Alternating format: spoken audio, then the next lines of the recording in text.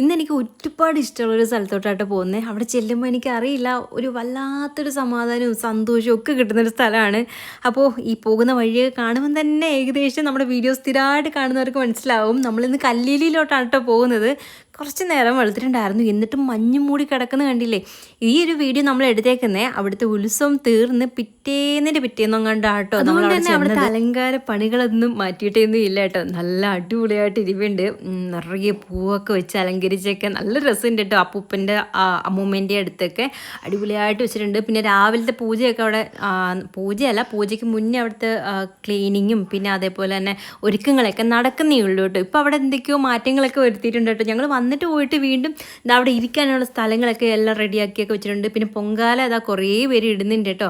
പിന്നെ നമ്മൾ ഇന്ന് വന്നതിന് ഒരു പ്രത്യേകത, അതായത് നമുക്കൊരു കാര്യം നടക്കണമെന്ന് നമ്മൾ അവിടെ ചെന്ന് താമ്പൂലം എടുത്ത് പ്രാർത്ഥിക്കും കേട്ടോ. ആ പ്രാർത്ഥിച്ചു കഴിഞ്ഞതിന് ശേഷം നമുക്ക് ആ ഒരു ആവശ്യം നടന്നു കിട്ടിയതിന് ശേഷം നമുക്ക് അവിടെ ചെയ്യേണ്ട കുറച്ച് വഴിപാടുകളുടെ കാര്യം അവിടെ പറയൂ കേട്ടോ. അപ്പം അതിന് വേണ്ടിയിട്ടാണ് നമ്മൾ ഇന്ന് വന്നത്. വാളും ചിലമ്പും സമർപ്പിക്കുക, അതായിരുന്നു കേട്ടോ ആദ്യം പറഞ്ഞിരുന്നത്. അത് കഴിഞ്ഞിട്ട് നമുക്ക് അന്നദാനം ഉണ്ട് കേട്ടോ.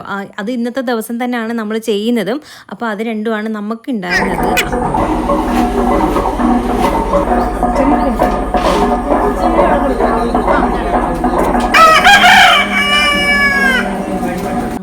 ഞങ്ങൾ വാളും ചിലമ്പിൻ്റെയൊക്കെ കാര്യം കഴിഞ്ഞതിന് ശേഷം അവിടെ ഇരിക്കുകയായിരുന്നു, തൊഴുത് പ്രാർത്ഥിച്ചിട്ട് വന്നിട്ട് ഇനി നമുക്ക് പൂജയിലും പങ്കെടുക്കണം കേട്ടോ. അതായത് 9-9:30 എങ്ങാണ്ട് ആകുമ്പോഴാണ് അവിടെ പൂജ നടക്കുന്നത്.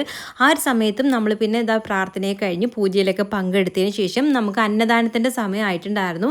അപ്പോൾ രാവിലത്തെ അന്നദാനം കഞ്ഞിയൊക്കെ ആയിട്ടോ. അപ്പോൾ അത് നമുക്ക് അവിടെ പ്രാർത്ഥിച്ചിട്ട് കുറച്ച് മാറ്റി വെക്കും. അത് കഴിഞ്ഞ് നമുക്ക് തന്നെ വിളമ്പി കൊടുക്കാൻ പറ്റും കേട്ടോ. അപ്പം ആ കൂടെ നിൽക്കുന്ന അവർ നമ്മുടെ കൂട്ടത്തിൽ ഉണ്ടായിരുന്ന കേട്ടോ. അവർക്കും ഇന്നത്തെ ദിവസത്തെ അന്നദാനത്തിൻ്റെ ആയിരുന്നു കേട്ടോ അവരും ചെയ്തത്. അങ്ങനെ ഞങ്ങൾ രണ്ടു കൂട്ടരും കൂടെ എല്ലാവർക്കും കഞ്ഞിയൊക്കെ വിളമ്പി കൊടുത്തിട്ടുണ്ട്. കഞ്ഞിയൊക്കെ വിളമ്പി കൊടുത്ത് നമ്മളും കഞ്ഞി വാങ്ങിച്ച് കൊണ്ടുവച്ച് ഭയങ്കര സന്തോഷമായിരുന്നു. ആ ഒരു സന്തോഷത്തിൻ്റെ ഇടയ്ക്ക് ഒരു ദുഃഖം കൂടെ ഉണ്ടായിട്ടുണ്ടായിരുന്നേ. അതായത് കുഞ്ഞൻ ബാക്കിലോട്ട് ഇരിക്കാൻ പോയ സമയത്ത് കുഞ്ഞൻ ബാക്കിലോട്ട് മറിഞ്ഞു പോയിട്ടുണ്ടായിരുന്നു കേട്ടോ. ഇരിക്കാൻ പറ്റില്ല, കാല് വഴുതി ബാക്കിലോട്ട് ചെന്ന് ഇടിച്ച ഒരു തിട്ട പോലെ ഉണ്ടായിരുന്നു. ആ തിട്ടയിൽ നിന്ന് അങ്ങ് ബാക്കിലോട്ട് പോയിട്ടുണ്ടായിരുന്നു. ഋതു കയ്യിൽ ഉണ്ടായിരുന്നു കേട്ടോ. എൻ്റെ ദൈവമേ, എനിക്ക് എന്താ ചെയ്യേണ്ടതെന്ന് എനിക്കറിയില്ല. ആകെ സ്തംഭിച്ച് പോയൊരവസ്ഥയായിരുന്നു. അതായത് നമ്മുടെ ശ്വാസമൊക്കെ നിലച്ച് പോവില്ല, ആ ഒരു അവസ്ഥയിലായിരുന്നു ഞാൻ നിന്നത്. എനിക്ക് എന്താ ചെയ്യേണ്ടതെന്ന് ഒന്നും അറിയാൻ വയ്യാത്തൊരവസ്ഥയിൽ. അത് നമ്മുടെ കണ്ണ് മുമ്പിൽ നടക്കുമ്പോൾ നമുക്ക് വല്ലാത്ത ഷോക്കായിരിക്കുമല്ലോ. അങ്ങനെ എന്തായാലും ദൈവം സഹായിച്ച് ആ രണ്ടുപേർക്കും ഒരു കുഴപ്പമില്ല. ബാക്കിലോട്ട് തലയെങ്ങാനും ചെന്ന് ഇടിക്കുമെന്നോ നടു ചെന്ന് ഇടിച്ചിട്ടുണ്ടായിരുന്നു. എനിക്ക് അതുകൊണ്ട് ഇനി ബാക്ക് പെയിൻ എങ്ങാനും കൂടുമെന്നൊക്കെ ഒരു പേടിയുണ്ടായിരുന്നു. അതും വയ്യാത്ത കാലിടിച്ചിട്ടുണ്ടോ എന്നൊക്കെ എന്തൊക്കെ ഞാൻ ആലോചിച്ചെന്ന് എനിക്ക് തന്നെ അറിയില്ല ആ സമയത്ത്. പക്ഷേ ആൾക്ക് ചെന്ന് വീണേൻ്റെ ആ ചെറിയൊരു ബുദ്ധിമുട്ടുണ്ടെങ്കിലും വേറെ പ്രശ്നമൊന്നും ഉണ്ടായിരുന്നില്ല കേട്ടോ. അത് തന്നെ ദൈവഭാഗ്യം. അങ്ങനെ ഞങ്ങൾ പിന്നെ അവിടെ നിന്ന് ഇറങ്ങിയിട്ട് നമ്മൾ വീട്ടിലേക്ക് പോയിട്ടുണ്ടായിരുന്നേ. വീട്ടിൽ പോകാൻ ഒരു പ്ലാനിങ് ഉണ്ടായിരുന്നില്ല. നമ്മൾ അവിടെ ഒരു പള്ളിയിൽ കയറുമായിരുന്നു, മാവിള ആ ഒരു ഭാഗത്ത് കേട്ടോ. അവിടുത്തെ കുരിശടിയിൽ നിന്ന് പ്രാർത്ഥിക്കുമായിരുന്നു പണ്ട് മുതലേ. അപ്പോൾ അവിടെ പോകണമെന്ന് കുഞ്ഞനിങ്ങനെ ആഗ്രഹം പറഞ്ഞു. എന്നാൽ പിന്നെ അങ്ങോട്ട് തന്നെ പോയേക്കാന്ന് ഞാനും കരുതി കേട്ടോ. കാരണം കുറേ നാളായി, എനിക്കൊന്ന് കഴിഞ്ഞതിൻ്റെ അങ്ങേ ഓണത്തിനായിരുന്നു കേട്ടോ ഞങ്ങൾ അവിടെ പോയിരുന്നത്. അങ്ങനെ അവിടെ ചെന്ന് മെഴുകുതിരിയൊക്കെ കത്തിച്ചു നമ്മളൊന്ന് പ്രാർത്ഥിച്ചു. എനിക്ക് ഭയങ്കര വിശ്വാസമുള്ളൊരു സ്ഥലമായിട്ടോ. എനിക്ക് ഭയങ്കര വിശ്വാസമാണ് അവിടെ. നമ്മൾ ആ കുരിശടി മാത്രമേ കയറിയിട്ടുള്ളൂ. അങ്ങനെ അവിടുന്ന് നേരെ വീട്ടിലോട്ട് വന്നു. ആര് കോള് വേണ്ട, എടുത്തുള്ള കളിയൊന്നും വേണ്ട.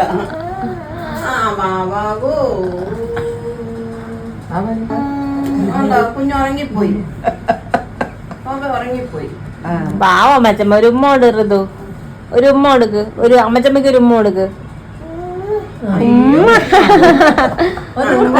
ഒരു ഉമ്മയും കൂടെ കൊടു, പാവം. ഒരു ഉമ്മയും കൂടെ കൊടു. ഉമ്മ ഇത് പൊട്ടിച്ച് അടിക്കും അമ്മച്ചമ്മ കേട്ടോ. അടി കൊള്ളട്ടെ ഋതുവിന്, അടി കിട്ടട്ടെ, അടി കിട്ടട്ടെ.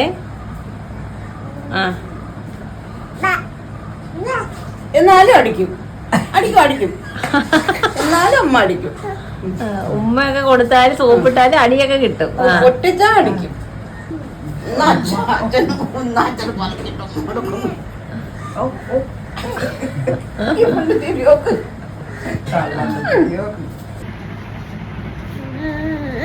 ഓ എന്റെ പൊന്നേ, ഓ എല്ലാവർക്കും ഉമ്മയെന്ന്.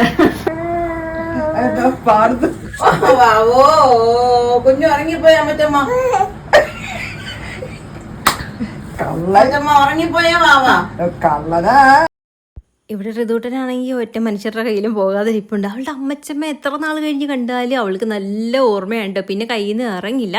പിന്നെ എന്താ നമുക്ക് അവിടെ അന്നദാനം നടത്തി കഴിയുമ്പോൾ അവിടെ നിന്നൊരു കിറ്റ് തരും കേട്ടോ. ആ കിറ്റിനകത്ത് ഉണ്ടായിരുന്ന സാധനങ്ങളാണ് ഇത്. ഇത് ഉണ്ണിയപ്പവും പിന്നെ എന്താ മറ്റേ മോദകം ഉണ്ടല്ലോ. മോദകം അത് നമ്മൾ കഴിക്കുമ്പോൾ വെച്ചിട്ട് ഭയങ്കര സോഫ്റ്റ് അല്ലേ. ഇത് പക്ഷേ നല്ല കട്ടിയുണ്ട് കേട്ടോ. പക്ഷേ നല്ല ടേസ്റ്റ് ഉണ്ടേ. അത് ഉണ്ടായിരുന്നു. പിന്നെ നമ്മുടെ അതിനകത്ത് ആ ഒരു ബോട്ടിലിനകത്തായിട്ട് അവലോസ് പൊടിയാണ് കേട്ടോ അവിടുത്തെ പ്രസാദമായിട്ട് തരുന്നതാണ്. പിന്നെ ഒരു കലണ്ടർ തന്നിട്ടുണ്ടായിരുന്നു. ഇത് ഒരെണ്ണേ അവിടെ തരുള്ളൂ. പക്ഷേ ഋതു ആണെങ്കിൽ ചെന്നപ്പം തൊട്ടേ അതിനകത്ത് ഇങ്ങനെ തൊട്ട് പിടിച്ചോണ്ടിരിക്കുകയായിരുന്നു. അപ്പോൾ അവിടുത്തെ ചേട്ടനാണെങ്കിൽ ഒരു ബോട്ടിലും കൂടെ തന്നിട്ടുണ്ടായിരുന്നു. ഇത് നിനക്കുള്ളതാണ്, നീ വീട്ടിൽ കൊണ്ട് കഴിക്കണം കേട്ടോ എന്നൊക്കെ പറഞ്ഞാണ് ആൾക്ക് കൊടുത്തത്. അങ്ങനെ ഇതാ ഞങ്ങളെല്ലാവരും പകുത്ത് കഴിച്ചിട്ടുണ്ടായിരുന്നു കേട്ടോ. നമ്മൾ ഫുഡ് കഴിക്കുന്നതിന് മുമ്പ്, അതായത് നോൺ വെജ് കഴിക്കുന്നതിന് മുമ്പ് ഞങ്ങളെല്ലാവരും കൂടെ കഴിച്ചിട്ടുണ്ടായിരുന്നു. പ്രസാദം എല്ലാവർക്കും കൂടെ എടുത്ത് കഴിച്ചു. അത് കഴിഞ്ഞ് ഋതുവിന് ഒന്ന് നുള്ളി വായിൽ വെച്ച് കൊടുത്തു. നമ്മൾ എന്തെങ്കിലും കഴിക്കുമ്പോൾ അവൾക്കത് കൊടുത്തില്ലെങ്കിൽ അവൾക്ക് ഭയങ്കര സങ്കടമായിട്ടോ. ഇങ്ങനെ എന്തൊക്കെയോ കാണിച്ചുകൊണ്ടിരിക്കും. പിന്നെ ഒരു ചെറുതായിട്ട് നുള്ളി നാവിൽ വെച്ച് കൊടുക്കുകയാണെങ്കിൽ ആൾ കഴിക്കും. ആൾക്ക് പിന്നെ ഭയങ്കര ഹാപ്പിയാണ് കേട്ടോ. എന്നിട്ട് ഫിനിഷ് എന്ന് പറഞ്ഞു കഴിഞ്ഞാൽ ആൾ ഓക്കെയാണ്. അപ്പോൾ ഞാനാണെങ്കിൽ മധുരം ഉപ്പ് ഇടുന്ന സാധനങ്ങളൊന്നും അങ്ങനെ അധികം കൊടുക്കാറില്ല. പിന്നെ തൊട്ട് നാക്കി വെച്ച് കൊടുക്കും കേട്ടോ. അങ്ങനെ ഇതാ ഉച്ചക്കലത്തെ ഫുഡും കൂടെ കഴിച്ചു. ബിരിയാണി ഉണ്ടായിരുന്നു. ഞാൻ ബിരിയാണി കുറച്ച് കഴിച്ചിട്ട് ഞാൻ പിന്നെ ഇച്ചിരി ചോറും മീൻകറിയൊക്കെ കഴിച്ച് അത് കഴിച്ചു കേട്ടോ. എന്നിട്ട് എവിടെയെങ്കിലും പോയി കിടന്നാൽ മതി ക്ഷീണം കേട്ടോ. ശരിക്കും പറഞ്ഞാൽ രാത്രിയിൽ അങ്ങനെ ഉറക്കം ഇല്ലല്ലോ. അതിൻ്റെ കൂട്ടത്തിൽ നിന്നിട്ട് വെളുപ്പിനേ എഴുന്നേറ്റുണ്ടായിരുന്നു. വീട്ടിൽ ചെല്ലുമ്പോഴത്തേക്ക് മനസ്സമാധാനമായിട്ട് കിടന്ന് ഉറങ്ങാൻ പറ്റുന്നത് വീട്ടിൽ ചെല്ലുമ്പോഴാട്ടോ. അതായത് അമ്മമാരുടെ കയ്യിൽ ഋതുവിനെ കൊടുത്ത് അവൾ സേഫാണല്ലോ. അതുകൊണ്ട് മനസ്സമാധാനമായിട്ട് കിടന്ന് ഉറങ്ങാനും പറ്റും. അങ്ങനെ ഫുഡും കഴിച്ചിട്ട് കയറി ഞാൻ ഒരു നൈറ്റി എടുത്തിട്ടിട്ട് ഞാൻ കയറി കിടന്ന് ഉറങ്ങിയിട്ടുണ്ടായിരുന്നു. അത് കഴിഞ്ഞ് വൈകുന്നേരം ആയപ്പോഴത്തേക്ക് ഇതാ ചായ ഇട്ടിട്ട് പിന്നെ വിളിച്ചു. അങ്ങനെ ചായയും പിന്നെ നമ്മുടെ ഏത്തയ്ക്കപ്പം അമ്മ ഉണ്ടാക്കിയിട്ടുണ്ടായിരുന്നേ. അതിലതെന്ന് പറഞ്ഞാൽ ഞങ്ങൾ രണ്ടും കൂടെ കഴിച്ചു. പിന്നെ രാത്രിയിലേക്കുള്ള ഫുഡ് ഞങ്ങൾക്ക് തയ്യാറാക്കി വെച്ചേക്കായിരുന്നു. ഞാൻ പറഞ്ഞു കഴിച്ചിട്ട് പോകാമെന്ന് പറഞ്ഞതുകൊണ്ട് പിന്നെ മമ്മി അത് ഞങ്ങൾക്ക് പിന്നെ തന്നിട്ടുണ്ടായിരുന്നു. മമ്മിയാണെങ്കിൽ ഇടിയപ്പമൊക്കെ ഉണ്ടാക്കി വെച്ചിട്ടുണ്ടായിരുന്നു. പിന്നെ പിറ്റേന്നത്തേക്കുള്ള രാവിലത്തേക്കുള്ള ഫുഡും ഉച്ചക്കലത്തേക്കുള്ള ഫുഡും എല്ലാം എനിക്ക് റെഡിയാക്കി പാഴ്സലാക്കി ഇത് അവിടെ വെച്ചിട്ടുണ്ട്.